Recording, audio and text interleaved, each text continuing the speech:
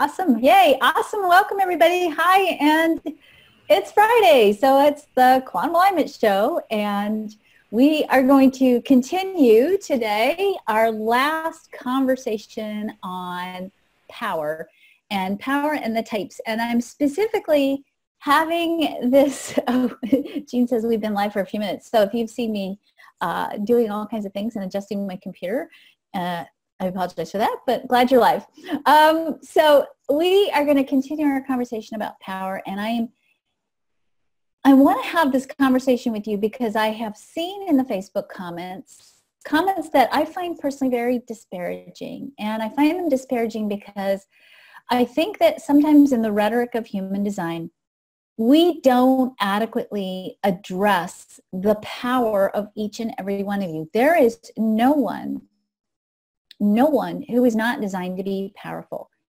We are all innately powerful. And as I've said before a couple of times in the past couple of weeks, we're so powerful, and it's such an element of who we are, that we have two distinctly very important developmental phases that we go through as part of our growth process as children that train us to become powerful. In particular, we learn to be powerful when we are between the ages of 2 and 5. And if you have a toddler at home or a young child, you know that one of their favorite words is the word no, right? Which is part of one of the words we use when we are discovering and learning about our power. We learn to say no. And the truth is, if you are not allowed to find appropriate ways to cultivate and learn to be powerful as a small child, you might carry that woundedness with you, and that may impact your own sense of empowerment and how powerful you feel in your life as an adult. It may not have anything to do with what's going on in your life right now. You still may be carrying a core wound there that is all about maybe you never learning how to appropriately say no, or when it's okay to say no, or being allowed to say no. I think it's ironic. This will probably date me age-wise a lot, but in the 80s, we talked a lot about the Just Say No campaign. I think it was Nancy Reagan's campaign against drugs in schools, right? And it's like, if you've never been allowed to say no in your life as a child, how are you going to say no as a young adult or an adolescent? The second developmental phase that we go through is between the ages of 12 to 16, and that is this time when you literally learn to step into your power as part of the differentiation process in your development, meaning you need to learn how to say no as a young adult or an adolescent, because that's part of the separation process that begins you on the journey of discovering for yourself who you are and who you are separate from your family. So you literally need to go through these developmental cycles so that you can discover your own power and the nature of your power. And honestly, when we think about the models that we have around how we raise children, in traditional models, I would say it's evolving and changing, which is exciting, but certainly in traditional models of parenting and even traditional models of education, we don't allow children to discover their own innate sense of power and their empowerment. We don't teach children how to drop into those spaces of awareness of who they are and how they make good and right decisions for themselves. And we oftentimes really discourage children from being powerful because we have belief systems about children, like children should be seen and not heard, or children should respect and obey adults. And while I'm not saying there aren't elements of truth in those, especially, I'm a parent of 8 children. I get it. I want my children to treat me respectfully. And truth is, there will be times when it's developmentally normal for them to at least push those boundaries when they're in their adolescence ages. But we don't train people how to be powerful very well in our culture. And it will certainly is in the Western culture. And I would certainly say that many of us who feel disempowered or powerless don't really feel powerless because of your design, but you feel powerless because of some of the other elements that maybe have led you up to this point in your life and your own sense of self-awareness and your conditioning. And that conditioning isn't always just about energy. I think sometimes when we look at human design, one of the pitfalls of looking at human design as a pedagogy is that human design is mechanical. It explains some of the mechanics of how people interact together, how they connect, what kinds of issues and challenges might come up in certain relationships, how they go out in the world and experience the world, but it's not everything. And we have to also roll into our conversations about human design, I believe, other aspects of what it means to be human as well. Certainly what we see in human design is that we are on the cusp of a powerful creative revolution that is going to push all of us into a place where we're going to have to dig deeper into our own personal power, our own personal truth, and discover for ourselves what we need to do to create what we need to create in the world, and what we can do to contribute to the creation of a world of equitable, sustainable peace. And if you are not tapped into your power and the nature of your power, and not only that, but the unique gifts that each and every one of you have, and that each and every one of you are here to ultimately share with the world, because your piece in the cosmic plan, I mean, you all, this is so important. Each and every one of you plays a very unique role in the unfolding of the cosmic plan. And there's no one on this planet that can replace your role. You have an irreplaceable spot in this cosmic revolution. And as such, you are a cosmic revolutionary, and it is time now for all of us to step into our place, to begin the process, or to continue the process, not the beginning, but to continue this process of deepening our own sense of awareness, our own ability to influence the outcome of what we create in our reality, and most importantly, to find the truth of who we are and bring it out in its most juicy, richest fulfillment, because it makes you have a better life, a more meaningful life, a more joyful life, a more sufficient life, and it gives you more to give to the world. So that's my mini lecture for today. So don't tell me you're not powerful. It's not about that. You are designed to be powerful.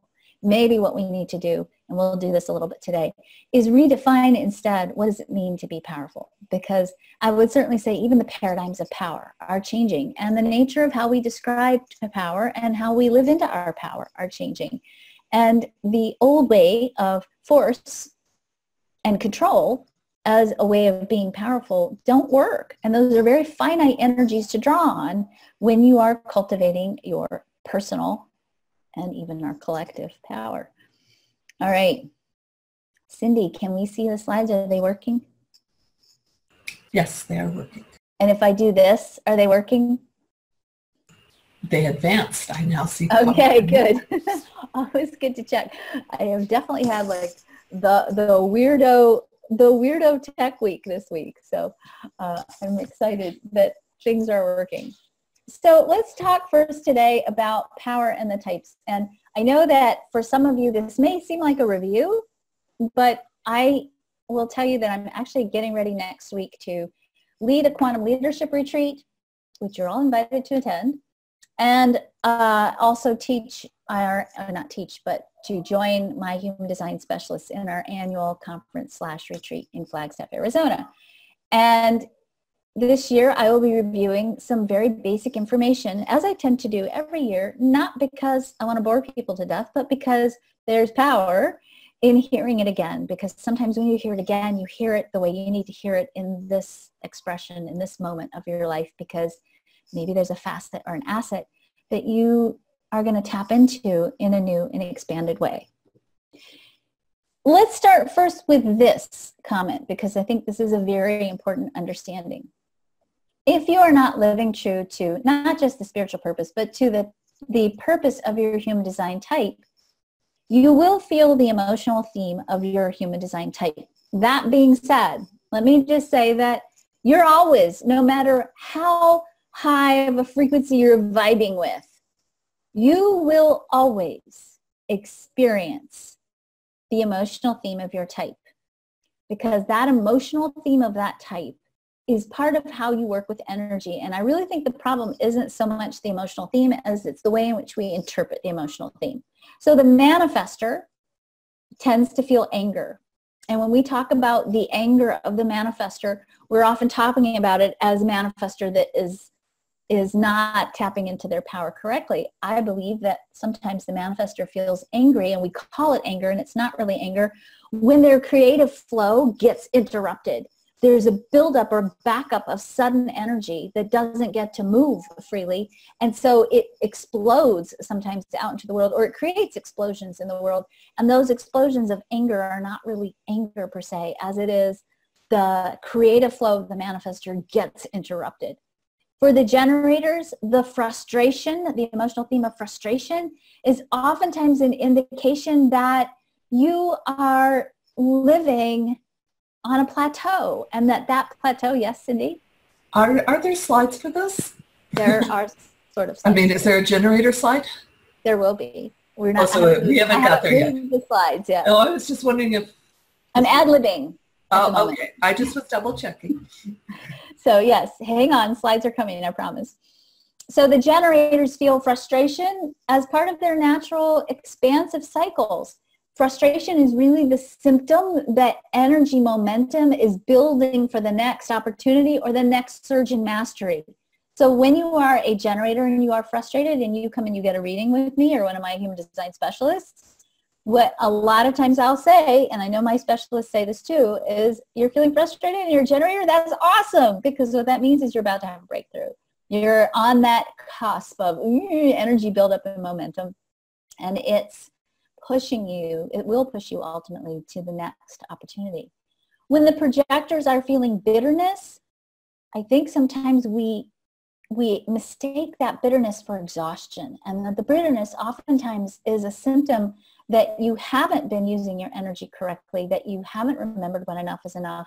Maybe you've been pushing yourself too far out there, or that maybe it's just time to take a pause, take a break. And that taking pauses and breaks, even pauses and breaks during the day for like a little snack or a meal or a respite or a short 15-minute nap are imperative for the projectors. Some projectors really need that.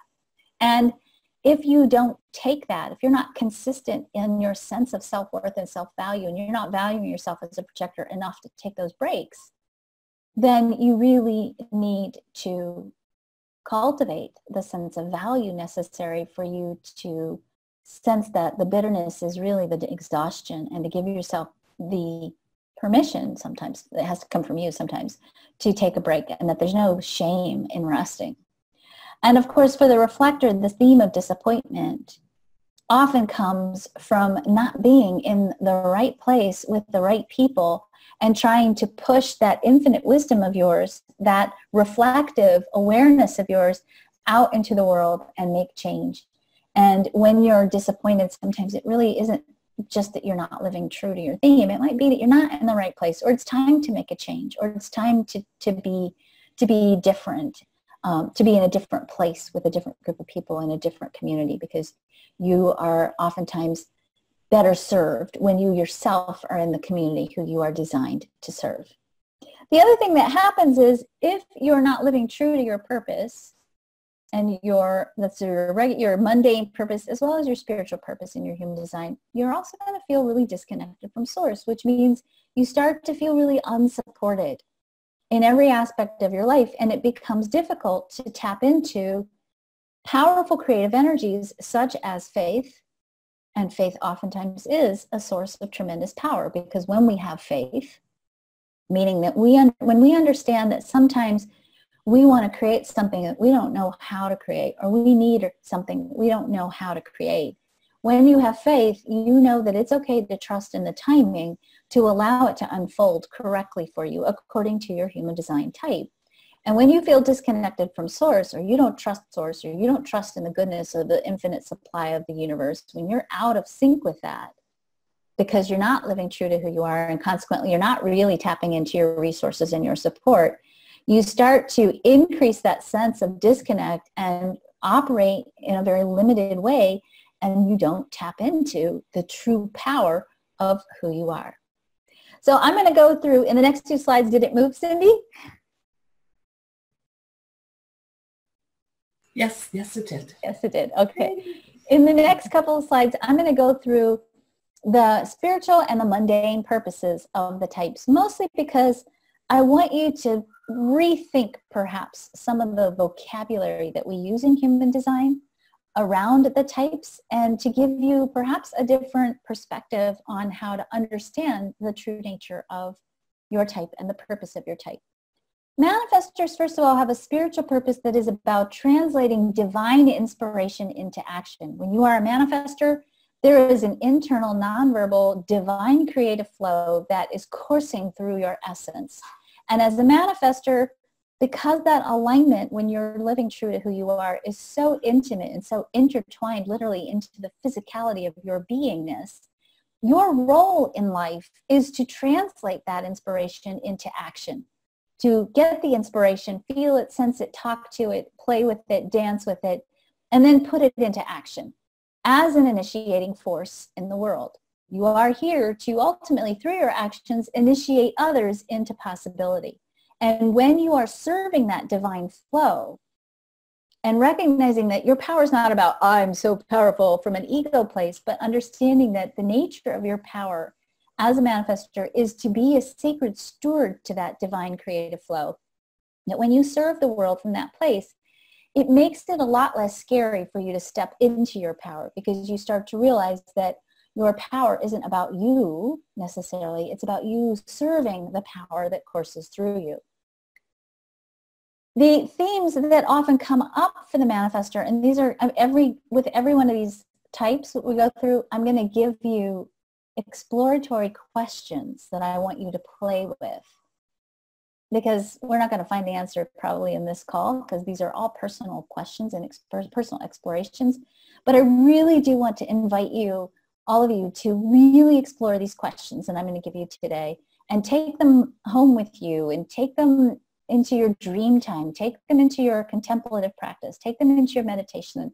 Where my manifestors, maybe take them in your walk, right? Go on your meditative walk and really explore these questions, because the aspects that keep us stuck from living our type are really also the aspects that oftentimes keep us from tapping into our full power. The power of the manifestor is the power to translate inspiration into action.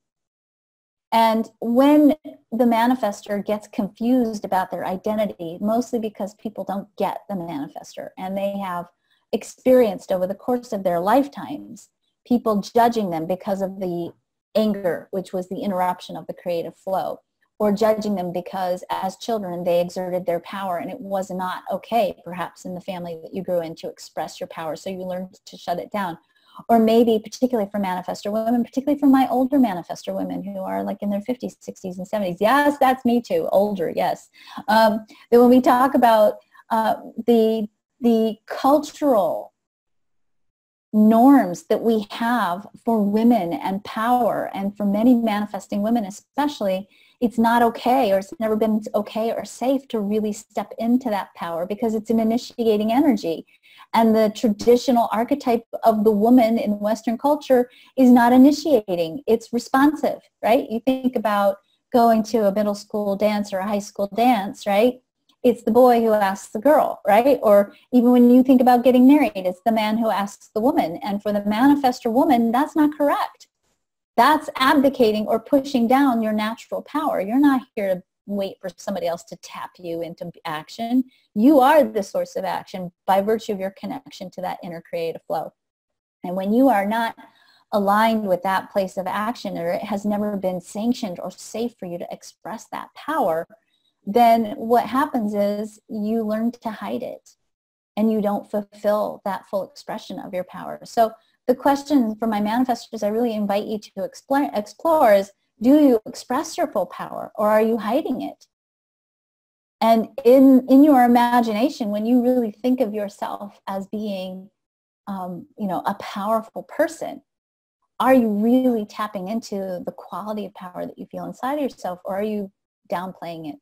Are you watering it down? Are you modulating it so it's not too much for other people because you don't want to be impacted by other people's perspectives on who you are? The second question that I really want to invite you to explore as a manifestor is your anger keeping you from fulfilling your power? And again, I'm not saying this isn't true for men too, because I'm sure it is. And frankly, it's, most of my clients are women, so I know women really well. But I will say that especially for women, it is not okay. And again, our traditional story that we hold about what women should do and how women should be, we're not allowed to be angry, right? If we're angry, we get called the B word. And if we engender anger in others, then oftentimes, because even though manifestors are powerful, they are also very often deeply sensitive. You know, when you're out there and people are impacted by your emotional energy or your power, and you see how it impacts people and they're upset with you, you very quickly key into, okay, that's not an okay way for me to be in the world, so I need to push that down too. And so we get a backlog sometimes of power and anger that honestly I think is kind of the gift of menopause for women, because I think at a certain point around your Chiron return and your 48 to 52 years of age, I do think there's a certain shield that comes off and you get to become much more honest with who you are and how you are in the world. But certainly I would say I've done many, many readings for older manifestor women who are terrified of their emotional energy and terrified of the impact of their emotional energy. So is that anger or the fear of making other people angry keeping you from fulfilling your power? The spiritual job of the pure generator, and by the way, if you're a manifesting generator, you may have related to certain aspects of the manifestor, and I encourage you to explore the questions both of the manifestor as well as of the generator. The spiritual job of the generator is to turn inspiration into form, and I want you to note the difference between the two. The manifestor turns it into action. The generator turns it into form. The role of the generator ultimately is to build. And you build through practice and repetition and practice and repetition and ultimately the achievement of mastery. That form can be an art form. It can be music, dance, whatever. That form can be whatever mastery of whatever work you end up being called to or you respond to. But you are here to turn inspiration into form, and you don't turn it into form until the form indicates to you through divine timing and through giving you something to respond to that the timing is now indeed right for you to take action. And that action will maybe not necessarily produce results the first time out, that it may be something that you have to do over and over and over again as part of the generator process before you become masterful at it, before you become mature in the formation of the form. And of course, because it involves doing things over and over again to become masterful, and sometimes that means correcting and realigning and correcting and realigning, sometimes there's frustration in the process. And as I said before, frustration can oftentimes be an indication that you're about to have a breakthrough. It's the symptom of the energy of momentum building. And when you are recognizing that that frustration is part of a potential for breakthrough, and instead of quitting, you wait and you stay put and you see what else happens before you decide what the next step is, then you get to experience the full benefit of your mastery. Gosh, if I could get everybody to get this piece, all my generators to get this piece, it would be so important. You know, I've been coaching business clients for 28 years. And it's so interesting to me that sometimes people quit in business because they don't stick with it long enough to get the breakthrough, because they get frustrated, because sometimes being in business can be frustrating.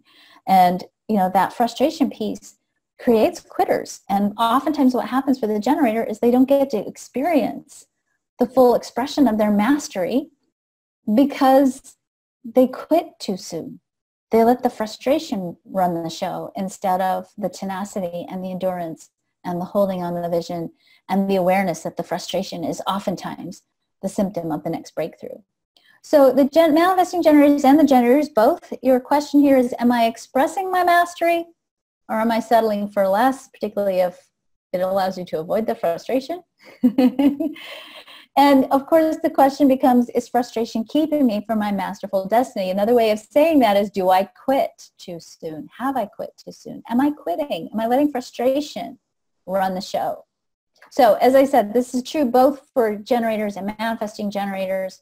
And again, my manifesting generators, you can also explore perhaps some of the questions of the manifestors as well. And just to make sure that we're clear, the spiritual job of the manifesting generator is the same as the generator. You're turning inspiration into form. You're just doing it a little bit differently. But, you know, you're oftentimes responding to more than one thing at a time. You're generally spinning 3 plates at once instead of one. you're having to go back and correct your mistakes more frequently than the generator because you move too fast. And I'm laughing because right before I clicked onto the show, I can't even tell you what my kitchen looks like because I was moving so fast. I spilled all this stuff on my way to the studio. So I'll have to go back and clean up my mess after the show. And you move faster, you have to fix your mistakes. And sometimes the things you start, because the purpose of the things you start isn't to come to fruition, but you do tend to multitask, mostly because that's the best way to keep your energy occupied so that you're not creating too much chaos. So if you're doing 3 things at once or 10 things at once in your manifesting generator, it's quite possible that only one of those things will come to fruition.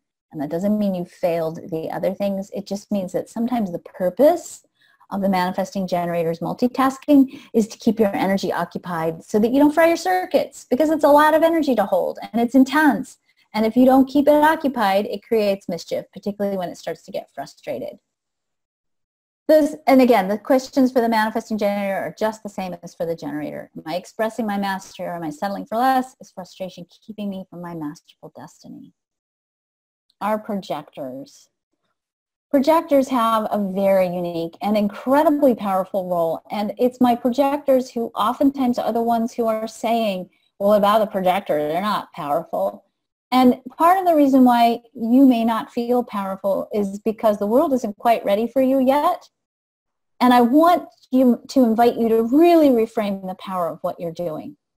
Because the first thing that I find that projectors are doing, maybe not consciously, maybe you're not always aware of this, but because you have an open sacral and you are here to know energy and you are here to manage it and guide the people who are making forms and taking actions, that the reason why you understand what needs to be done is because you hold within your energy field and in your cells the energetic template of what we're here to create next. So I'm going to try to do a really brand new analogy that may or may not land, so roll with me. If you've ever gone to get acupuncture, you know that your acupuncturist is looking at your energy field, the template of wellness that you carry in your energy field, and they are seeing, like, where is there a block, where is the chi not flowing, and then they are using the needles, right, to stimulate and reactivate the chi and the flow. When you are a projector, it's like you are that energy template for what's possible for humanity. You hold that within you, and you're like the acupuncturist. You go out into the world and you're like, oh, there's a block here, or there's a block there, and we need to go in and fix this block so that the template works better. And of course, you know, you're dealing with a world that is, for the most part, not operating in its full potential yet. And so you look at what's possible, and it's very agonizing to look at, because to you, at least from a theoretical perspective, it's very simple. If people just did a couple little tweaks here and there, we'd be living in a much more aligned, much more effective, much more beautiful world. And you get that. You know that. Part of what you're doing, even when you're laying on the couch doing nothing, is your energy body is literally holding this grid or this energy template in place so that we can continue, those of us who have worker energy and creation in action energy, we can keep building this template in the world that's going to match this template that you're holding. To a certain degree, you're not just managing and guiding the generators and the manifesting generators and the manifestors. You're also really kind of white knuckling your way of holding this grid together. And you are clearing on an energetic level. And I think a lot of my projectors really relate to this.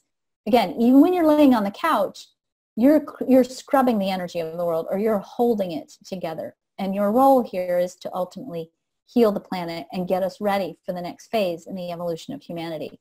So when you sit there and you think I'm not powerful, excuse me, none of us would be here probably without you. If the projectors all disappeared off the planet right now, you'd take the darn grid with you.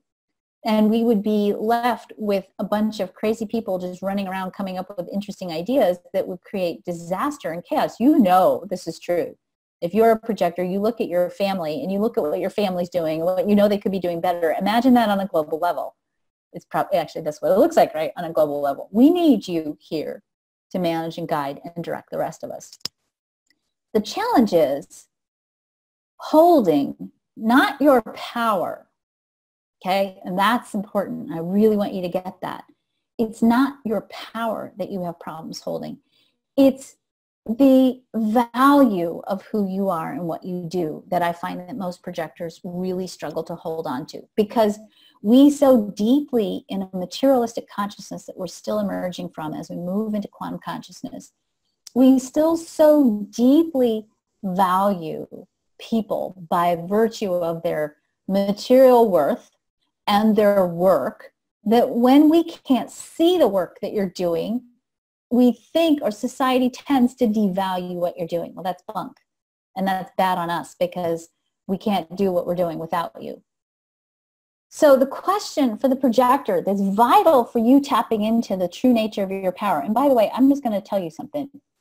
If you have ever seen a projector in their power, and I have met some mighty powerful projectors, and let me just rattle off some famous ones that we know. Bernie Sanders is a projector. Obama is a projector. JFK was a projector. Marilyn Monroe was a projector. Fidel Castro was a projector. I can't remember Karl Marx, if he was a projector or manifestor, I forgot. I think he was a projector too, though, if I'm not mistaken. There's some very, very powerful people out there fulfilling their role of the projector quite nicely, thank you very much. And don't tell me that a projector can't be powerful or in a position of power. They belong in positions of power. That's where you're supposed to be. But you can't get there if you devalue yourself. And that means that you really have to kind of go, if you're a projector, la la la la la la, and don't listen to what other people's projections of your value are. Because if you're standing in the projection field of somebody else's projection of your value, and it's not matching up what is truly valuable about you, particularly because they don't get it and they're judging you based on generator identities and not projector identities, you're going to be giving away your value, which is the ultimate source of your power. Because when you are a projector and you get your value, you are able to stand in that value and not let yourself be placed in a position in the world that doesn't serve not only your highest good, but the highest good of who you truly are. And when you're living true to that power, when you're living true to that role, you are running the world. So that whole Beyonce song, Who Runs the World? Yes, girls, and also projectors. So we should probably rewrite that song, don't you think, Cindy? She's not going to respond to that. I was going to say, okay.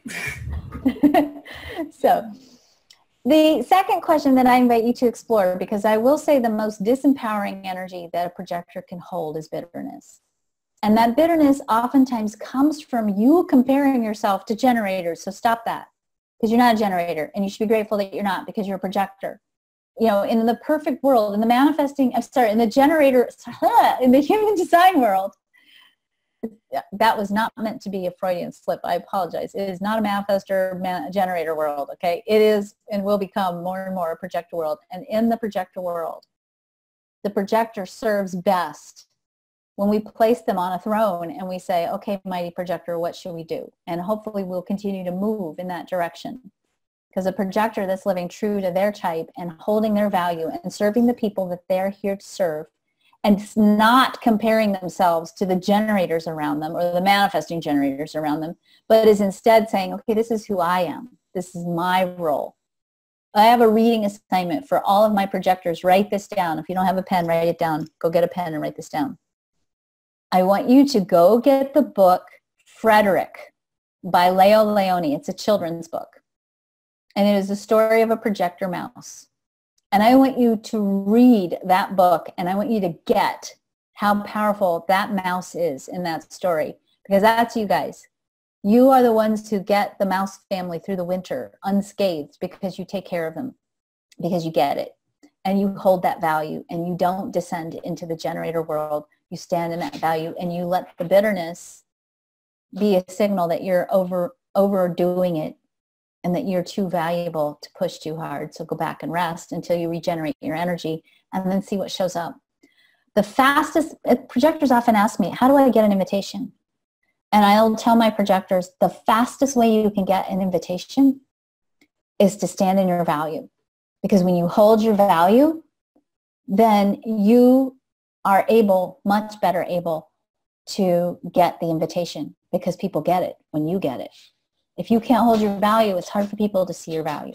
So it has to really start from within yourself first. And that means you've got to get, whether you want to call it cocky or conceited or whatever you have to do to amp that value piece up for yourself, but you've got to get the piece, that value piece for yourself.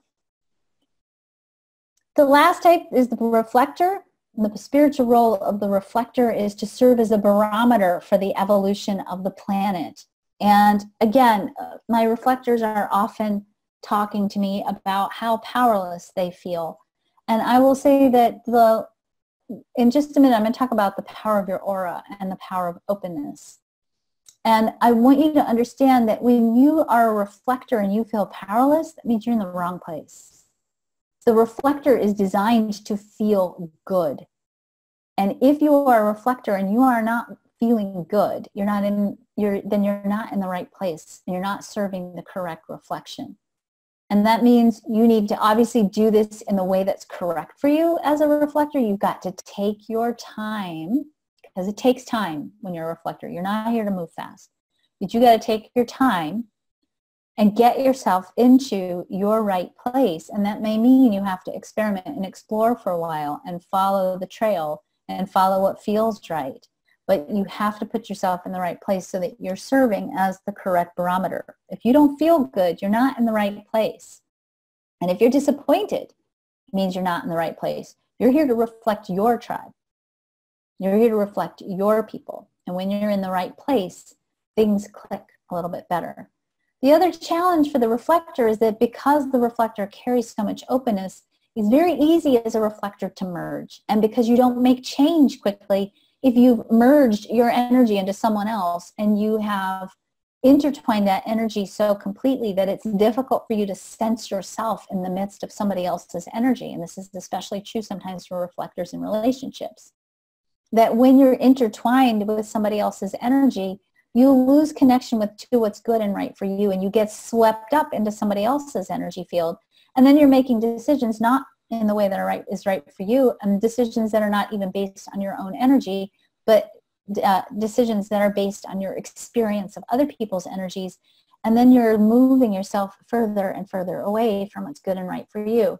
That emotional theme of disappointment comes from not only having inside of yourself, based on the way your energy field operates, the awareness of what's possible for humanity and looking out at humanity and going, what? Are you kidding me?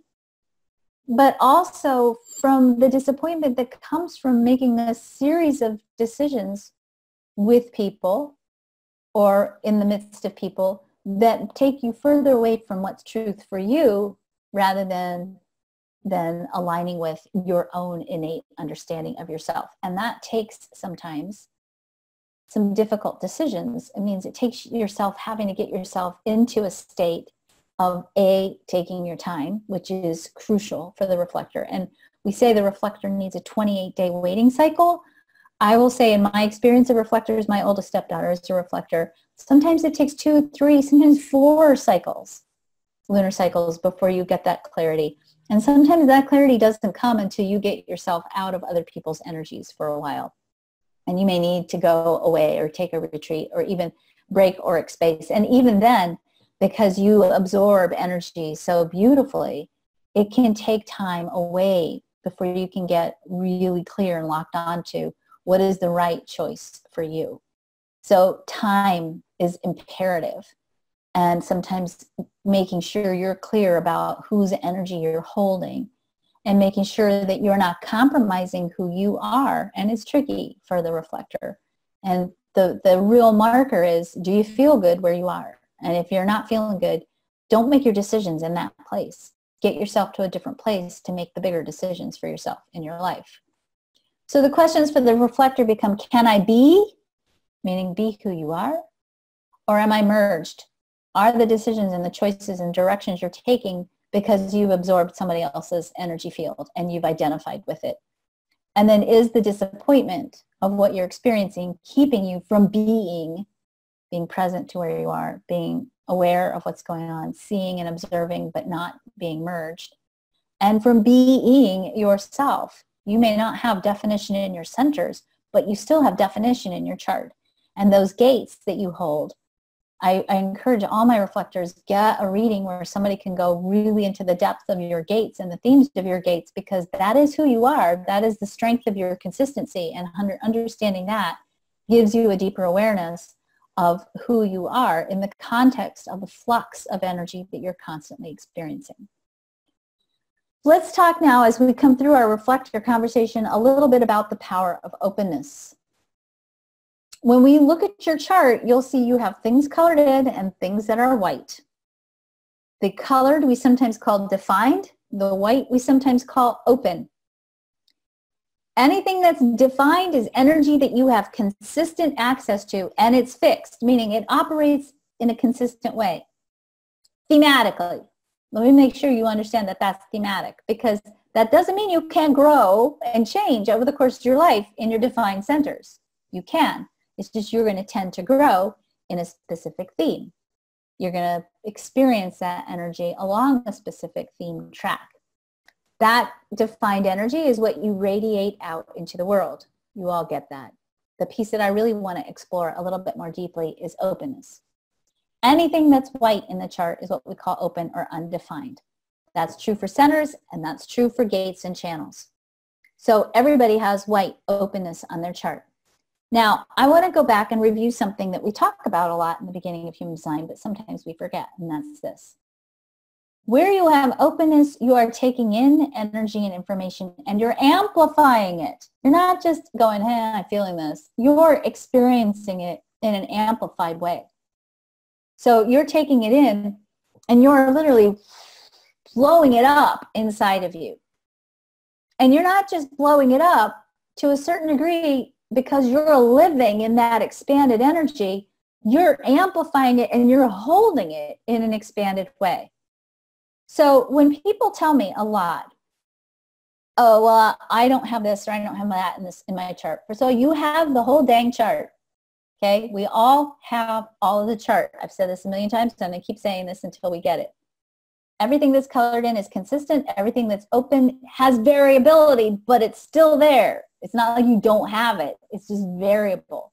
Not only is there variability there, you take energy in and you amplify it there. And because ultimately when you know about this about yourself over time, you begin to understand these energies work for you in a variety of different ways.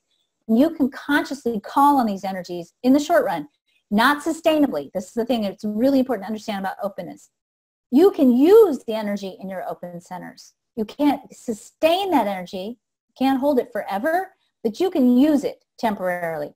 So when you start to understand, oh, hey, this is how the gate 51 works. This is the gate of shock. And I'm personally not always shocking, but because I understand the 51, I can use this energy when I need to initiate people into an idea, a thought, a perspective, a different way of seeing things. You can consciously draw on your wisdom of that energy and use it. And you don't just use it, you use it in this expanded, amplified way. So wherever you have openness, that's not weakness. I think we think wherever we have openness, we have weakness. It's not. It's power. It's wisdom and power. It's amplified energy. And I'll tell you what, if you've ever had, and I know a lot of you think you don't know reflectors, but you hang out with a reflector who has 9 open centers. And I promise you, you will feel the reflector coming up the street way before they even arrive at their house. Because a reflector, because they have all that openness, they're not a ghost. They're not this invisible wallflower that you never see. There may be other elements in their chart that create that. But the reflector is powerful. When a reflector walks into a party, they're reflecting all 9 energy centers in an amplified state.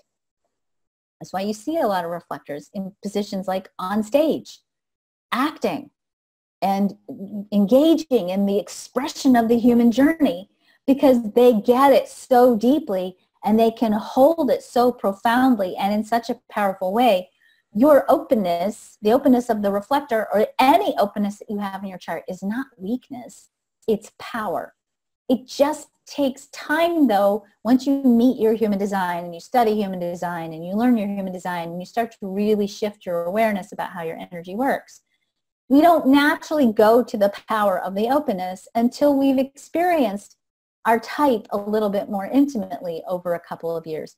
If you're new to human design, or even if you've been in human design for a while, I want you to understand that you're going to get eventually to that point where you go, oh, I am so intimately aware of my open centers and the energies that I carry in this variable way, in this way that teaches me about the power of humanity. And I can consciously draw on that because I understand this so deeply. And when I draw on it, I'm not just drawing on it, I'm amplifying it. Then you will really get how powerful you are. Even if you have a lot of openness, you're powerful. That's more power, not less. All right, we have to talk about one other thing, and then I'm going to quickly shoot through some, I'm sorry, I have my clock over here, so I keep looking over there. I want to shoot through some super quick thoughts. If you have the slides, the slide handouts, I'm just going to read these for you quickly. I know you know the stuff. If you've been watching my show for a while, you know this stuff, but I'm just going to read them really quickly. I want to talk just a minute about true leadership and where it lives in the chart. This is called the channel of the alpha. This is where democracy lives in the human design chart. This is where power lives in the chart. This is leadership in the chart. There's two kinds of leadership in the chart. The first kind of leadership comes out of the ego, and that's the energy of the king or the queen. I am the ruler. The 731, the leadership energy in the channel of the alpha, in this channel is not about the I leading. It's about leading from the heart. And this is the most powerful way that we as a collective group organize ourselves. King leadership is ego, and it's tribal. It's not collective. And to a certain degree, it has personal gain potentially associated with it.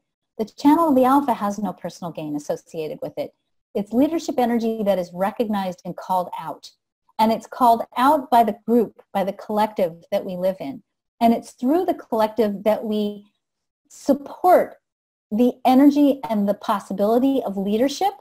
So when we think about democracy, we are all designed to be committed to democracy as the source of our desire to follow and support the leader.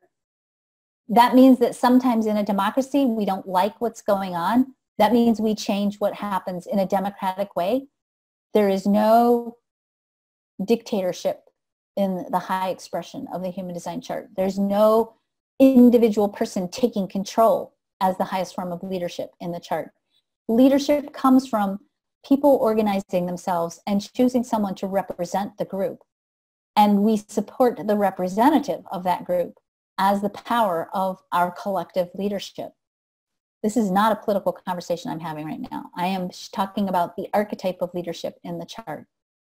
I threw this out here not so much because I want to talk about democracy, but because I want you to understand that this is a non-motorized element of the chart, meaning this is an aspect of the chart that doesn't work unless it's recognized and invited. It's projected. And when my projectors start to tell me I'm not powerful as a projector, I want to tell you that the most powerful channel in the chart is a projected channel. And it comes from people recognizing that you have the keys necessary to lead. And so my projectors especially, I leave you with this thought, that as we organize ourselves together as groups in a way that supports the evolution of humanity and the fulfillment of heart in the world, that energy is projector energy. And that you carry that energy in the heart of who you are. And we all are designed by virtue of who we are to support the nature of high, good, quality, heart-based leadership that is for the greater good of the whole out into the world. And if you feel like we're not there yet, it's okay. We're going to get there eventually. So the last little bits of thoughts I want to remind you, leave you with is your aura does the talking. Leadership is not about seizing it. As I said, there's no dictatorship in the chart. You don't seize your power. You let your aura reflect the power, hold the power, and then let the power be recognized. It's projected. What you carry in your energy field determines how people sense and feel your leadership energy and your power. So I'm just going to review these quickly, and I want you just to go back and think about these yourselves. If you don't perceive yourself as lovable, it will be in your aura. And people will not call you out into leadership if you are not open to giving and receiving love, because leadership comes from the heart. If you are not activating the nature of your true power, meaning if you're not being who you are and living true to who you are, people will get that and they won't call you out into roles of empowerment. If you are afraid and you're letting that fear hijack your momentum, people are going to get that and they won't call you out into leadership.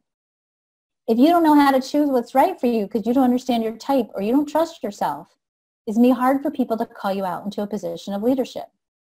If you don't know how to use your emotional energy as the most intentional creative tool you have in your toolbox, and you are not emotionally wise and you are reactive instead of deliberate, people will not call you out into leadership. If you don't trust yourself, people are going to get that about you and they're not going to trust you either. So it's going to be hard for them to call you out into leadership. If you are burned out and you don't have the energy to fulfill your role as a leader or your power because you're not taking care of yourself, you're not valuing yourself enough to nurture yourself, people are going to know that about you and they're not going to call you out into leadership. If you are not fully expressing the truth of who you are, your authentic self, people are going to get that about you and they're going to feel like, what's up with this person? There's something off here. They're going to feel that and they're not going to call you out into leadership. And if you are not standing in your value and people don't get your value because you don't get your value, you won't be able to call on your full power and people will not call you out into leadership. All right, that's it. That's all I got. I just want you to remember you are innately powerful. There is nothing stopping you from your power, by design anyway. And that being said, I just want to finish up. I will be beginning my quantum leadership retreat next Thursday and Friday. This is an initiating 2-day intensive that will lead us into a 6-month group coaching program. We still have a couple of slots open. Registration ends on Wednesday. Cindy has posted the link for you guys. I would love to have you in there if you are ready to hold an energy that supports you being called out into a position of leadership and you want to make this world a better place, then join me. We're going to explore the stories you're holding about yourself, how you can rewrite those stories so that you are writing a story that is true to the beauty and the essence of your power. And we're going to look at how do you activate the energy of faith and the support of source in your creative process so that you can expand your power and your reach in the world. Because I know I'm lucky enough in this lifetime to have all of you here following this amazing system, coming together in exploration of what else is possible for humanity. I want you guys to be leading the world, please. You're already doing it by virtue of your consciousness. I think it's time for us to put pedal to the metal and take it even further. So I hope you'll join me. In the meantime, Cindy, as always, actually, Cindy, do we have any questions? I actually finished 3 minutes early for a change. There hasn't really been any questions. I mean, they had lots of comments, lots of thank yous. Appreciate what you were doing. I did have a comment that Melanie on Facebook said, I'm a projector with 7 open centers. And so cool. When you were talking, that really must have resonated with her. Yay. So you're super powerful. That's a superhuman design. But other than that, I haven't seen any questions come in. Okay, good. So this is a little bit of a different take on types. So please take those questions home and really explore them. And please, please, please, I don't ever want anybody to ever say to me again, well, I'm a projector, I'm not powerful. You're flipping powerful. You're all powerful and we need you. All right. Have a great weekend. Next week, we have a guest host for the Quantum Alignment Show because we'll be in our conference in Flagstaff, Arizona. Do we know who's our guest next week, Cindy, yet? Kristen said Alana. Excuse me. So next week, Alana Heim will be here. Excuse me. I don't know what she's going to share, but she's a powerful projector, and she's going to probably be talking about money and power because that's what Alana likes to talk about, and she's really, really good at it, and she's taught a couple of times. So come and listen to Alana share because she's got a lot to share. So thank you, Cindy. Bye, you guys. Have a good weekend.